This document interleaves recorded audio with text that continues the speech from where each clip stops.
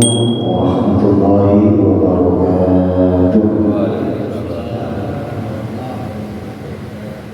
Alhamdulillahirabbil alamin. Ghafiri dzambi wa qabili tawbi syahidi ta'ala. Asyhadu an la ilaha illallah wa asyhadu anna Muhammadar Rasulullah. Allahumma shalli wa sallim ala sayyidina Muhammadin wa ala alihi wa ashabihi ajma'in, amma ba'd. Qala Allah ta'ala fil Qur'anil Karim, yarfa'illahu alladhina amanu minkum walladhina utul ilma darajat. Wa qala Rasulullah sallallahu alaihi wasallam, man salaka tariqan yaltamisu fihi 'ilman sahhalallahu lahu bihi tariqan ila jannah. Shadaqallah wa shadaqa Rasulullah. Hadirin jamaah sekalian, para asatidzah, sesepuh, masyarakat, bapak-bapak kita semua yang hadir pada kesempatan malam hari ini, insyaallah selalu dalam keberkahan lingkungan dan selalu dalam ridhonya Allah Subhanahu wa taala. Pertama, kita panjatkan puji syukur kehadirat Allah yang alhamdulillah sampai dengan malam ini kita semua masih dikasih sehat, masih dikasih umur panjang, nikmat iman Islam, sehingga kita bisa kumpul kembali dalam ilmu menuntut ilmu sama-sama. Semoga apa yang kita lakukan mendapatkan keridhaan dari Allah Subhanahu wa taala. Salawat dan salam kita sanjungkan ke hariban junjungan baginda Nabi besar Muhammad sallallahu alaihi wasallam. Semoga di yaumul qiyamah nanti kita semuanya berhak mendapatkan syafaat dari beliau. Amin amin ya rabbal alamin.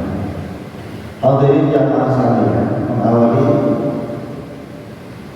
pengajian kita pada malam hari ini, mari kita baca surah Al-Fatihah.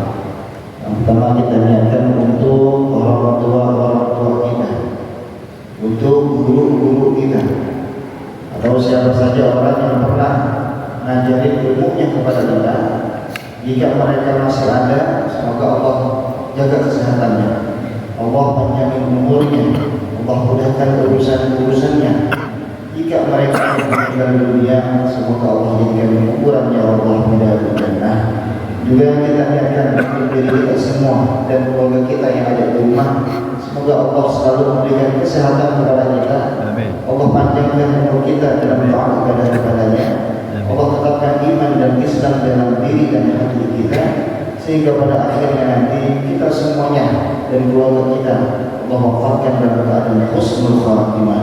Al-Fatihah ala ma nawaina wa ma nawi sallallahu alaihi ila hadratin Nabi al-Fatihah.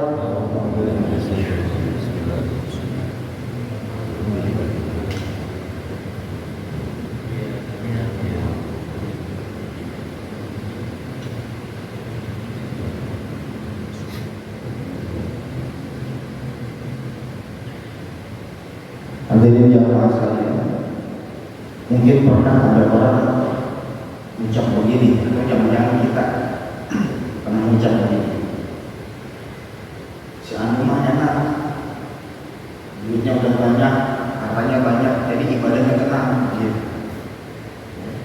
Dia mau kaya enak, ibadah udah harus mikirin dunia lagi, udah tenang. Karena kan ungkapan kayak begitu, kalau kita mau ibadah mikirin utang, mikirin ini. Ada ungkapan kayak gitu. Nah, pemahaman model kayak ini yang harus diubah. Karena orang tersebut bukan dia banyak duit jadi ibadah tenang, tapi karena ibadahnya bagus, Allah kasih rezeki gitu. Kita kalau mau kayak dia, ibadah dulu, ntar Allah kasih rezeki. Kalau selamanya kita mikirnya begitu, mau orang kaya enak ibadah tenang jadinya. Kayak kita mau ke masjid ada lagi utang. Nah, ibadah dulu, ntar Allah kasih. Jadi jangan mikir kita orang itu bisa beribadah dengan tenang karena hartanya banyak. Karena berapa banyak orang yang hartanya banyak nggak juga ibadah, nggak jadi jaminan. Harta banyak ibadah jadi khusyuk, nggak jadi jaminan. Sama kayak ini, kita sering dengar ada kata-kata iman itu kadang naik kadang turun. Al-imanu yazidu wa yanqusu, yazidu bil ta'ati wa yanqusu bil ma'siyah. Iman itu terkadang naik, kadang turun. Iman naik bil ta'ati dengan apa? Dengan ketaatan kita, dengan ibadah kita. Wa yanqusu bil ma'siyah, dan iman itu berkurang karena maksiat kita. Jangan ngomong begini, itu dia rajin ibadah karena imannya lagi naik tuh. Rajin ibadah karena imannya lagi naik. Kalau saya emang lagi sering banget ibadah nih, lagi turun kali ini iman gua lagi turun nih, jadi males nih. Konsepnya kita paham. Al-imanu yazidu bil ta'ati wa yanqusu bil ma'siyah. Iman naik dengan ketaatan, iman turun dengan maksiat karena maksiat.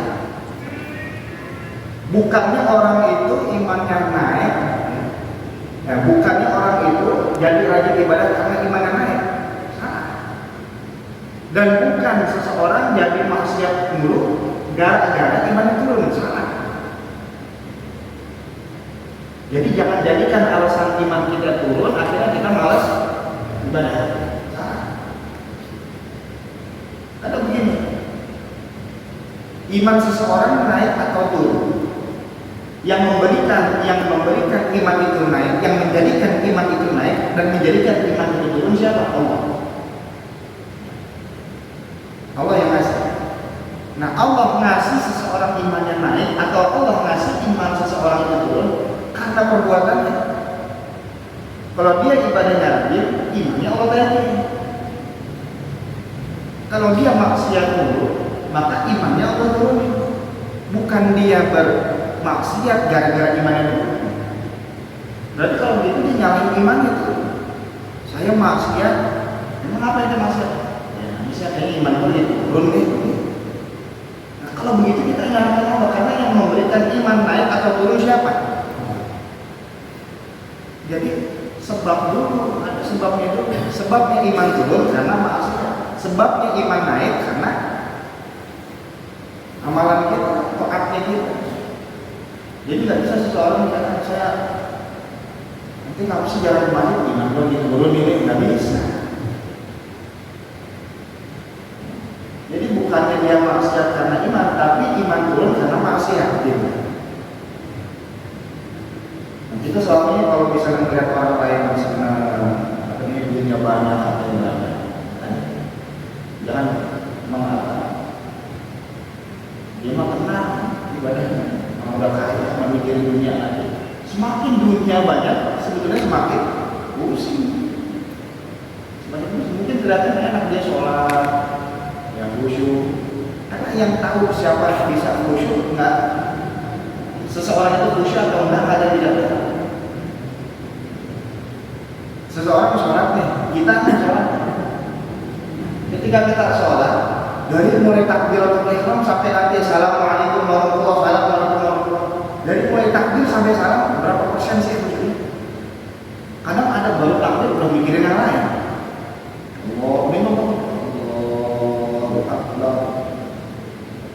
Itu pikiran orang udah kemana? Badannya di sini, suaranya di sini, pikirannya di blok M. Bisa nilai seseorang. Maka kita belajar fikih ini paling banyak dalam rangka memperbaiki apa? Rukun-rukun syarat-syarat sholat kita. Yang zahirnya kelihatan, ya kalau hati khusyuk kan nggak kelihatan. Yang zahirnya kelihatan kita perbaiki. Dikit-dikit kita perbaiki. Oh ternyata air yang begini yang boleh dipakai. Najis tuh begini. Kita pelajari sedikit. Maka orang yang sudah berusaha, insya Allah dari usaha kita belajar ini Allah kasih kerelaan, sholat kita insya Allah bisa sempurna nanti. Kalau dibilang sah atau enggak sahnya, insya Allah sah sholat kita. Sambil dikit-dikit tasawufnya jaga hati kita. Nah ini sedikit ada yang mau maaf nih, bukan saya kemarin koreksi Tuhan. Ya, ini untuk kita semuanya termasuk saya kita dan kita. Ketika Rabi sholat, Assalamualaikum warahmatullahi wabarakatuh. Kita kan zikir biasanya. Itu boleh kita imam ini atau kita jamaah boleh mengucapkannya Nastaghfirullahaladzim atau Astaghfirullahaladzim, boleh. Kenapa? Karena ketika zikir kita bacanya rame-rame. Imam baca, makmum baca. Kalau kita pakai Astaghfirullahaladzim, berarti artinya ya Allah ampunilah saya. Ampunilah saya berarti. Karena balik lagi ke bagian ana Astaghfirullahaladzim. Kalau kita bacanya Astaghfirullahaladzim, domirnya nahnu, berarti ampunilah kami. Boleh dua-duanya dipakai. Tapi ketika kita mimpin doa, kita bacanya Nastaghfirullah, jangan Astaghfirullah. Kenapa? Karena yang baca cuma yang mimpin doa. Nastaghfirullahaladzim, Nastaghfirullah. Ya Allah ampunilah kami, ya Allah ampunilah kami. Gitu. Nah kalau yang mimpin doa baca Astaghfirullah, ya Allah ampunilah saya, ampunilah saya. Jamaah, amin. Jadi dia doang yang diampuni. Yang hadir itu jamaah. Koreksi buat koreksi yang kita belajar sama-sama. Yang pertama, yang kedua, ada doa yang lazim kita baca orang tua kita. Rabbil firli wali walidayya warhamhuma kama rabbayani shaghira. Walaupun ya kita terkadang ya baca Rabbil firli wali walidayya dari kecil sudah kita pelajari. Ketika kita membacanya untuk orang ramai ada dua cara berdasarkan dengan domir yang dipakai. Kalau rame-rame bacanya kita nggak baca Rabbil firli wali walidayya kan, kecuali bacanya sama-sama. Yang mimpin doa sama yang jamaah bacanya sama-sama bareng nih, bukan ngaminin, bukan bareng bacanya. Boleh Rabbil firli wali walidayya silakan. Tapi kalau doanya yang membaca hanya yang memimpin doa, boleh Rabbana firlana atau Rabbil firlana itu boleh. Ini kok ujungnya nih, Rabbil firlana atau Rabbana firlana, boleh wali walidayna atau wali walidina, boleh tuh. Kalau Rabbana firlana wali walidayna, ya Allah ya Tuhan kami, Rabbana firlana ampunilah dosa-dosa kami, wali walidayna berarti dan dosa kedua orang tua kami. Tapi kalau kita bacanya Rabbana firlana wali walidina, ya Allah ya Tuhan kami, ampunilah dosa-dosa kami, wali walidina dan dosa orang tua kami. Ulangi, kalau wali walidayna dosa orang tua kami. Tapi kalau wali walidina dosa orang tua kami. Gitu ya. Dua-duanya boleh. Boleh wali walidayna, boleh wali walidina. Terus apa lagi? Warhamhuma atau warhamhum. Ada yang baca warhamhuma, ada baca warham. Kalau kita pakainya wali walidayna, maka warhamhuma. Gitu ya. Kalau kita wali walidina, warhamhum. Kalau kita baca dari awal, Rabbana ighfir lana wali walidayna warhamhuma. Kalau kita bacanya Rabbana ighfir lana wali walidina warhamhum. Kama rabbayana, bukan kama rabbayani, kalau sendiri, kalau baca sendiri, rabbayani ini itu anak. Kalau Rabbana ighfir lana wali walidayna warhamhuma kama rabbayana, kalau Rabbana ighfir lana wali walidina warhamhum kama rabbawna. Nah, sogirohnya gimana nih? Kalau yang wali-walidaina dan wali-walidina pakainya silbon. Tapi kalau Rabbil firli wali-walidaya buat sendiri. Warhamhuma kama rabbayani shaghira. Robbana, saya ulangi dari awal. Robbana ighfir lana wa liwalidayna warhamhuma kama rabbayana shaghira. Robbana ighfir lana wa liwalidina warhamhum kama rabbawna shaghira. Ini kita belajar sama-sama ya. Kita belajar sama-sama. Takutnya apa? Kita lagi baca doa ya. Ada seseorang mungkin ya, karena manusia itu beda-beda. Ada yang maaf, ada yang dia bisa, tapi senang melihat orang lain salah, senang. Ada yang misalkan ini harus dikoreksi. Saya ingat almarhum kakek saya, Buya, dari Muhammad Idris Reza. Waktu ikut kuliah subuh Ahad, bukan Haji Madari, Bang Depok. Itu beliau ada satu orang menceramah, lagi ceramah salah. Ada ayat yang dibaca ternyata awalnya begitu present, begitu ceramah minggu berikutnya masih juga begitu. Belum mengerti. Maka almarhum ayat saya dengan cara yang luar biasa itu Ustaz dipanggil. Ustaz, kalau rumah saya mau ajak makan ngopi. Datang makan, udah makan, udah ngopi sambil merokok. Tapi tadi ada yang kurang tepat. Benar ini. Cuma kalau pas lagi terawih, wah itu salah tuh, mana? Jadi ada orang-orang yang dia tahu. Ayo kita benar-benar dengan cara yang baik. Demi kemaslahatan bersama. Ada yang emang tanya melihat orang lain, ketika orang lain salah, dia senang. Berarti dua-duanya yang paling bisa nih. Yang baik gimana? Tetap al-adab itu ada di atas ilmu. Ya. Adab akhlak ada di atas ilmu. Orang biar kata pintar ya apa ada adabnya. Tapi orang biasa bilang akhlak adabnya bagus, itu orang liar.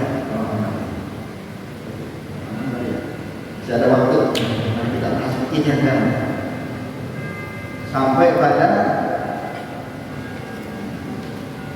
an-najasatu allati yu'fa anha.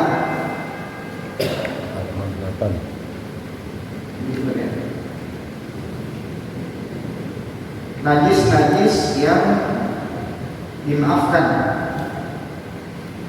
Sebelum ini kita belajar najis mughalladhah, mukhaffafah, mutawassithah. Terus cara menghilangkannya kita sudah lihat. Nah sekarang najis-najis allati yu'fa anha yang dimaafkan. Ketemu halamannya ya? Halaman lah. Ya dah. Nomor 8. Nomor 8 kok. Halaman 8. Bukunya halaman 12 sebenarnya. 8 paling bawah. 8 halaman 8 paling bawah. An-najasatu allati yunfa'anha. Najis yang dimaafkan. An-najasatu allati yunfa'anha. Najis yang dimaafkan fi thawbil musalli, pada pakaian seorang yang mau sholat. Kita mau sholat bisa, pakaian kita ada najis-najis ini nih misalnya, itu dimaafkan nggak apa-apa, sholat aja. Au badanihi, atau ada di badan seseorang yang sedang mau sholat.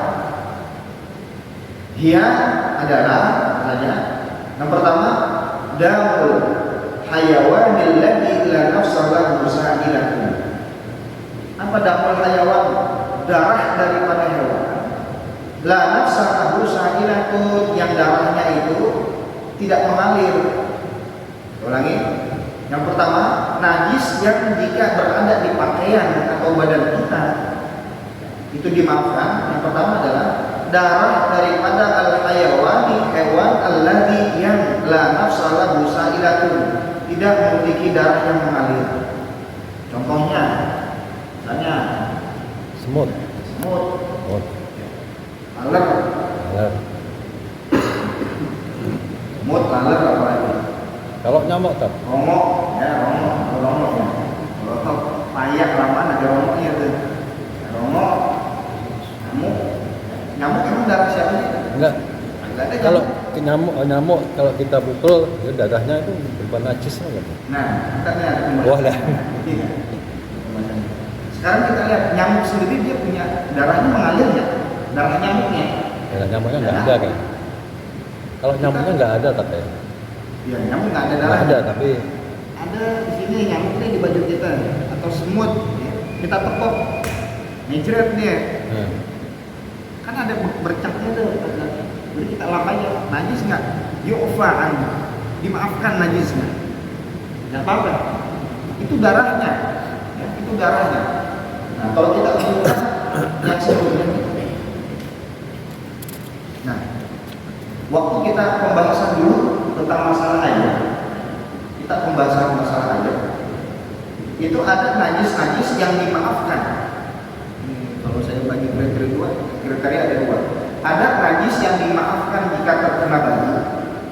Ada najis yang dimaafkan jika terkena air. Ini bedanya. Najis yang dimaafkan terkena baju sama najis yang dimaafkan terkena air. Kalau najis, satu najis yang terkena baju dimaafkan, contohnya darah daripada hewan yang tidak mengalir darahnya. Itu kalau kena baju darahnya nggak najis gitu.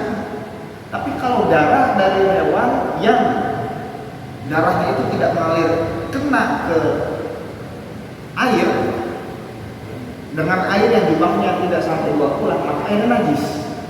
Kalau kena baju nggak najis, kalau kena air najis.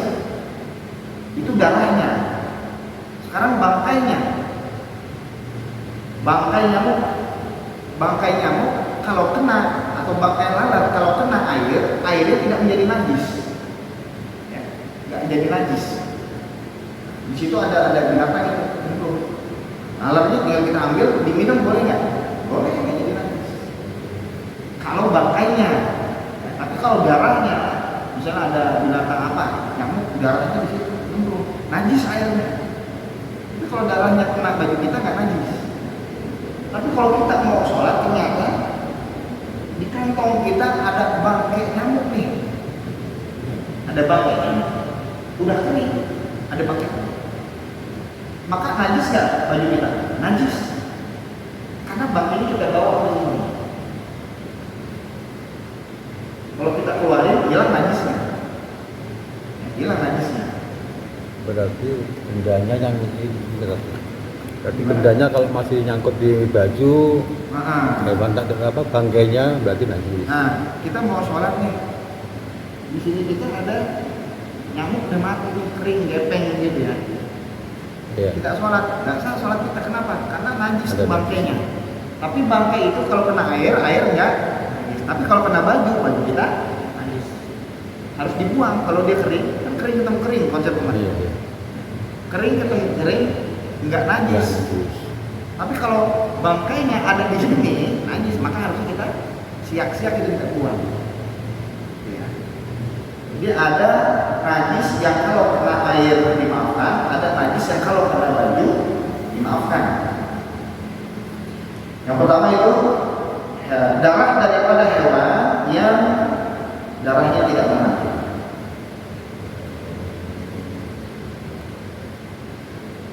Nah, terus apa lagi? Hewan contohnya itu adalah hewannya mengubah laler, kasih contoh laler nggak apa namanya? Kalau misalnya kena baju kita, ada di baju kita di bangkai laler kita sholat, ya. Bangkainya ya najis, bangkainya najis. Tapi kalau misalnya darahnya, menjeretannya itu nggak najis. Wadamul bakarati qaliluhu wa kathiruhu, darah daripada namanya bakarat itu bisul, tapi yang kecil bisulnya, atau jerawat, jerawat. Kadang-kadang orang iseng kan ada jerawat dipencet gitu tuh, udah saking kagak sabarnya dipencet meletus. Nah letusannya kena baju kita, nah, itu dimaafkan, nggak apa-apa.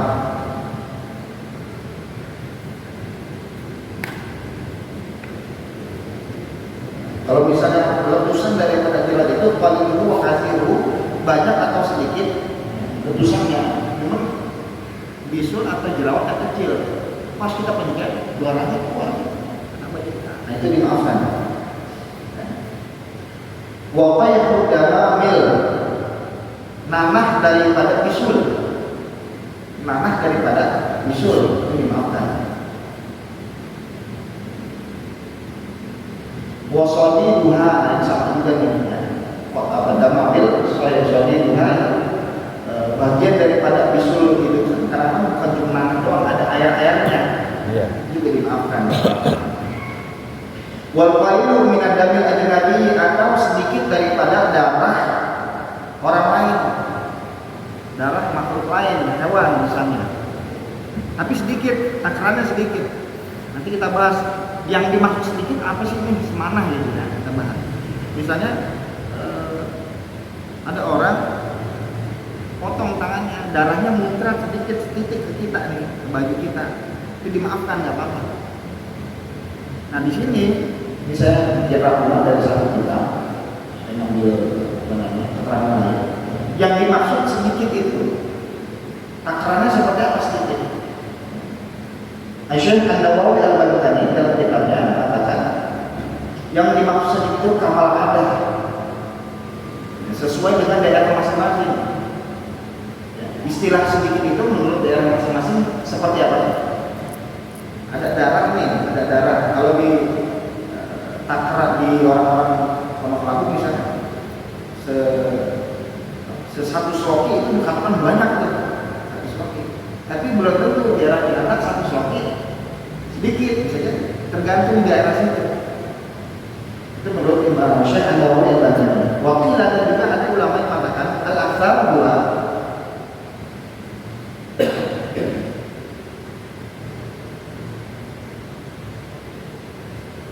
Kurang atau lebih seukuran telapak tangan manusia, genggaman tangan manusia ini. Darah yang dimaksud banyak adalah sekepelan tangan manusia atau lebih, itu banyak. Berarti kalau kurang dari sekepelan tangan, darah itu sedikit. 2 jari sedikit. Ini ada yang mengatakan 2 jari sedikit. Nah dalam kitab Kasyifatus saja, sarah daripada Safinah bin Najjar, ini dikatakan al-asar paling banyak zada min al-zufri. Jari kita kukunya yang paling besar mana nih? Paling kecil kelingking. Nah, menurut kitab Kasyifatus saja, seukuran kelingking kita, kuku kelingking kita ini banyak. Nah, seukuran kelingking kita ini banyak nih. Maka kalau sedikit yang dimaafkan kurang dari kuku kita nih, kuku kelingking. Mungkin kita maksudnya ini nih, ya, yang maksud kita ini. Jadi darah yang dimaafkan, darah orang luar yang ada di pakaian kita, yang sedikit itu maksudnya kurang dari kuku kita nih, kuku kelingking kita. Darahnya ada segini nih, nah banyak kalau itu. Menurut kita Kasyifatus saja.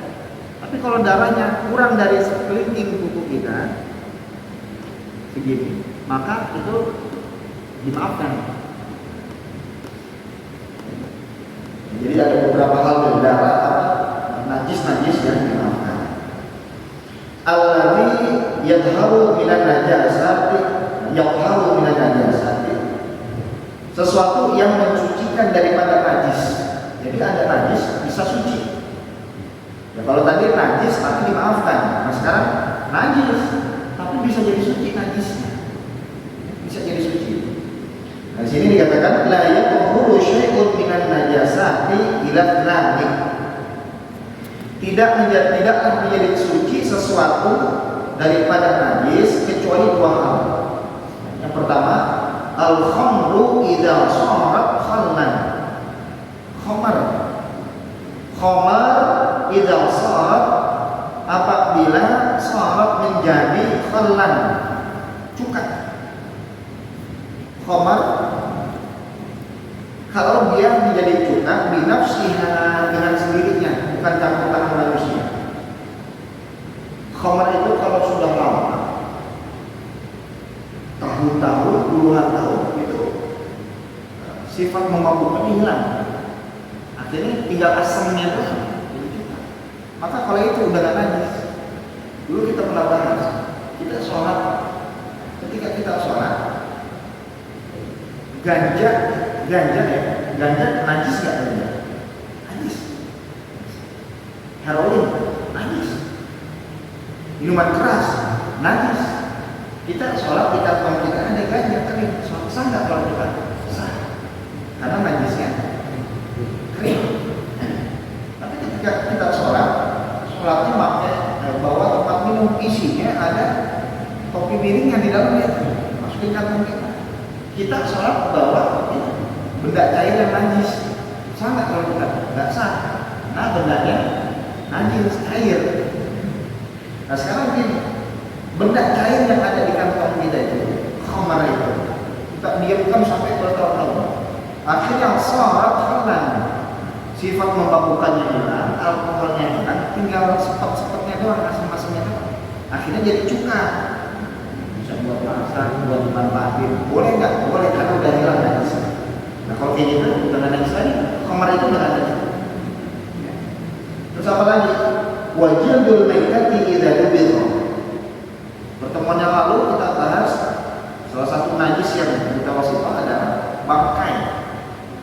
Kita masih ingat tuh, bangkai itu hukumnya najis.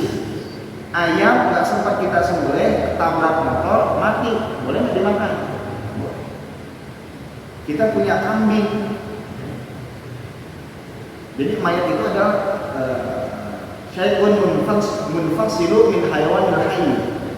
Benda yang terpotong dari bagian tubuh yang terpotong dari hewan yang masih hidup, itu adalah jatuhnya mayat, bangkai, nggak boleh dimakan lagi. Kita punya hewan kambing, pengen dibunuh, kita kebiri, torpedonya kita makan, boleh nggak? Boleh. Najis. Segala macam bentuk bangkai itu najis, walaupun hewannya halal. Tapi kalau dibangkai najis. Nah, termasuk kulitnya. Kambing begitu, sapi ketabrak truk, mati. Jadi bangkai itu nggak boleh. Juga kulitnya dikasih bikin kikil kulitnya, nggak boleh. Nah di sini kata wajildul maitati, kulit daripada mayat, daripada bangkai hewan yang nggak sempat disembelih, kulit daripada bangkai akan menjadi halal. Maksudnya halal untuk dikenakan, bukan dimakan, dipakai. Idza dubidha, kalau dijemur, disamak kalau kita. Disamak, dijemur, dicuci dulu, terus dijemur sampai benar-benar hilang. Ini bekas darahnya hilang. Walaupun itu bangkai bukan disembelih, dia jadi suci lagi. Ada domba tabrak, jadi bangkai. Sayang nih dagingnya nggak bisa dimakan. Gimana bulunya? Kita buat benang wol misalnya nih, boleh nggak? Boleh. Tapi sampai dijemur. Kulitnya buat jaket kulit boleh nggak? Boleh nggak? Ya nggak boleh kalau dimakan. Kalau dimakan. Sampai mati ketabrak. Bangkai itu jadi. Kulitnya bisa kan dibuat kikil? Bisa, berharap. Bisa menjadi halal, tapi dengan catatan bukan untuk dimakan, tapi untuk dikenakan. Caranya bagaimana? Disamak dulu, cuci, bersihin dulu, bersihin, setelah bersih, jemur. Setelah kering boleh nggak dikenakan? Atau dibikin jaket misalnya, boleh nggak? Boleh, karena sudah disamak. Jadi najis yang menjadi suci ada dua. Pertama, khamar. Kalau dia berubah dengan sendirinya menjadi cuka. Yang kedua, kulit daripada bangkai kalau dia sudah disamak. Nah, kalau di jamaah sekalian nanti ada pertanyaan, silakan. Pertanyaan. Sebelum kita masuk wudu ini, wudu udah masuk. Oh, apa ini? Ada pertanyaan? sekitar najis, kita pembahasan tentang najis. Kita ini seperti contoh kita ada bahaya jamu, tapi kita nggak tahu gitu. Itu termasuk yang orang. Tinta pulpen untuk dosa itu diangkat. Pada siapa? Pertama orang yang tidur. Orang tidur, sama orang yang kagak tahu. Orang lupa, orang tidur, orang kagak tahu. Dia kagak tahu tadi. Tapi seandainya pas tahu, oh ini ada bangke di sini. Dia ulangi sholatnya. Kalau sampai sampai emang benar-benar kita kagak tahu, ini istri yang lihat. Ada bangke istri nggak ngomong lagi kita ya. Bisa diganti karena kita nggak tahu gimana kita mau bikin sholat kita kasar kalau kita nggak tahu. Tapi kalau jelas kita udah enggak sayang gimana ya kayak gitu ya sah kalau nggak tahu apa jadi apa gitu itu disiap-siap dulu gitu. Ada lagi silakan. Iya, ya kalau gitu kan berarti dia tahu tadi soal kita nggak sah karena ada najisnya. Kita ulang. Kalau misalnya kata Kevin, sholat berjamaah menjadi batal. Jamaah seseorang itu menjadi batal kalau makmum tahu batalnya imam. Tahu batalnya imam. Misalnya ada Ustadz A imamnya, ternyata Ustadz A itu di kakinya ada bekas cat. Sah nggak wudunya? Nah, seorang ada bekas cat, kayak nggak ada. Cuman si Ustadz ini nggak tahu, nggak ada. Ustadz ini nggak ada. Dia sholat, pas sholat makmum yang ada di pas di belakangnya lihat, oh, Ustadz ada catnya itu. Nanti kata asal sholatnya. Maka siapa yang batal? Makmum yang lihat doang. Imamnya batal kan? Agak batal, kagak tahu. Makmum yang di sampingnya batal nggak? Agak batal, karena nggak tahu.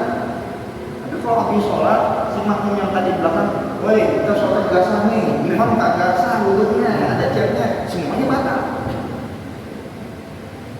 Saya pernah ngasih contoh, ada seseorang suami istri malamnya habis hubungan. Begitu habis hubungan kan harus mandi wajib. Sholat sah nggak? Belum mandi wajib, nggak sah. Kebetulan lakinya ini dia emang imam masjid. Begitu subuh dia kesiangan, mungkin selalu benar kesiangan. Buru-buru aja, dia buru-buru kagak mandi lagi datang ke masjid. Datang ke masjid, dia pakai serepet ke masjid. Wah Ustaz, udah mau komat ini, udah komat. Imam dia orang, makmumnya dia 10 orang, dia 10 orang. Assalamualaikum, benar? Pikiran itu pas pulang nyampe rumahnya, bininya lagi sih, apa? Kamu dari mana? Sholat di masjid. Belum mandi. Belum mandi. Lupa semalam. Astagfirullah. Iya belum mandi saya. Yang batal sholatnya siapa? Imam. Imam, makmumnya. Jangan. Tapi kalau dia umumin pakai sneaker, hadirin jamaah sekalian. Yang tadi sholat subuh ulangin. Diulang lagi. Belum mandi. Maka batal semua yang tadi sholat subuh. Maaf, berarti hukumnya yang makmum itu berarti ngikut jamaah berarti ya? Yang mana? Karena si apa namanya ustadz tadi karena batal, makmum otomatis kan sah karena tidak tahu. Iya, dapat pahala jamaah. Terus pahalanya jamaah. Pahala jamaah. Karena nanti kita belajar di sini masalah sholat ini. Salah satu yang membatalkan jamaah sholat adalah makmum mengetahui batalnya imam. Kalau makmum nggak tahu batalnya imam, sah makmum sholat jamaah berpahala. Itu perlu dikasih tahu nggak Pak? Yang begitu. Sekarang begini kita lihat kalau cuma misalnya berjamaahnya 2 orang nih, berjamaahnya 2 orang. Enggak, maksudnya ya biasa antara yang makmum tahu dan imam satu person antar person. Ya dikasih tahu kan begini. Takutnya itu sholatnya sholat Jumat. Iya. Ya. Kalau sholat Jumat gimana? ulang. Kalau ngulang sholat Jumat berarti khutbahnya diulang, semuanya diulang. Semuanya diulang. Itu kalau misalnya cuma berdua, bertiga sholat jamaahnya. Kalau mau kasih tahu ya kasih tahu ya. Ini kadang-kadang apalagi yang tadi sebabnya bulan mati kan malu ngomongnya. Lagi sholat lagi kan? Emang apa? Pasti begitu. Ini bulan mati ya kan malu gitu. Gimana mau? Kalau orang tua saya kena jadi bilang aja tadi sarung saya kena kencing bocah ini jadi kegasan gitu kan. Gitu ya. Jadi batalnya makmum ya itu kalau makmum itu tahu batalnya imam. Salah nggak tahu selesai. Jadi kalau nggak tahu tidak apa-apa. Kantong kita ada najis, kita nggak tahu. Kok terusin? Tapi nggak boleh ada keraguan. Nggak boleh ada keraguan. Kita sholat ada bawah, karena di kantong dua ya. Kalau ada keraguan, batal sholat kita. Kalau ada keraguan ya, beli sholat rumah. Ini di sini ada bekas cicak nih. Ada cicak nih. Batal kalau ada keraguan. Dan dikit aja. Iya. Kalau kita mau sholat nih, kita ingin nyamuk udah gitu, udah tepuk tuh, udah ada darahnya. Iya. Lanjut sholatnya atau ulang gitu? Lanjut sholatnya. Gak apa-apa. Kan di sini dikatakan darah orang lain begitu kita tepuk itu kan bukan darah nyamuk. Darah orang lain disebut nyamuk. Kita tepuk, nah, jadi tidak kita jadinya. Karena sedikit. Darah orang lain sedikit nggak apa-apa, dimaafkan. Tapi yang bisa membatalkan sholat kita bukan masalah darahnya. Nanti ada di bab sholat. Apa? Tepukannya. Ya. Jangan kenceng-kenceng nepuknya. Nanti di sini ada pembahasan pertama yang membatalkan sholat. Kalau kita di sini kata istilahnya dorbun, memukul. Apa itu kena pukul nyamuk atau debu kita sering terjadi. Kalau pukulannya itu pakai pukulan yang bahasa kita lebay gitu ya, nyamuk suruh mau begitu, sampai bunyi kenceng, mau pakai berapa? Apa sih? Atau dia, nah batal salah. Saya batalkan salah. Jadi bukan darahnya, bisa jadi gerakan kita yang gimana? Tinggal dengan kalau ada kita akhiri. Semoga ada manfaatnya bagi kita semuanya. Dan juga insyaallah Allah berikan kesimpulan dan banyak saja.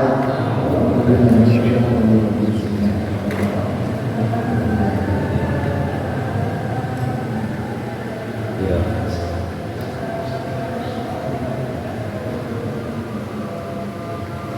Bismillahirrahmanirrahim. Alhamdulillahirabbil alamin. Allahumma shalli ala sayyidina Muhammad wa ala ali sayyidina Muhammad.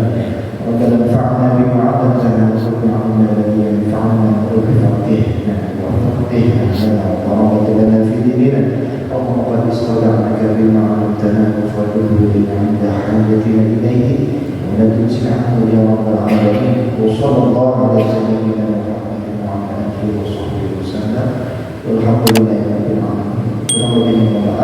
Assalamualaikum warahmatullahi wabarakatuh.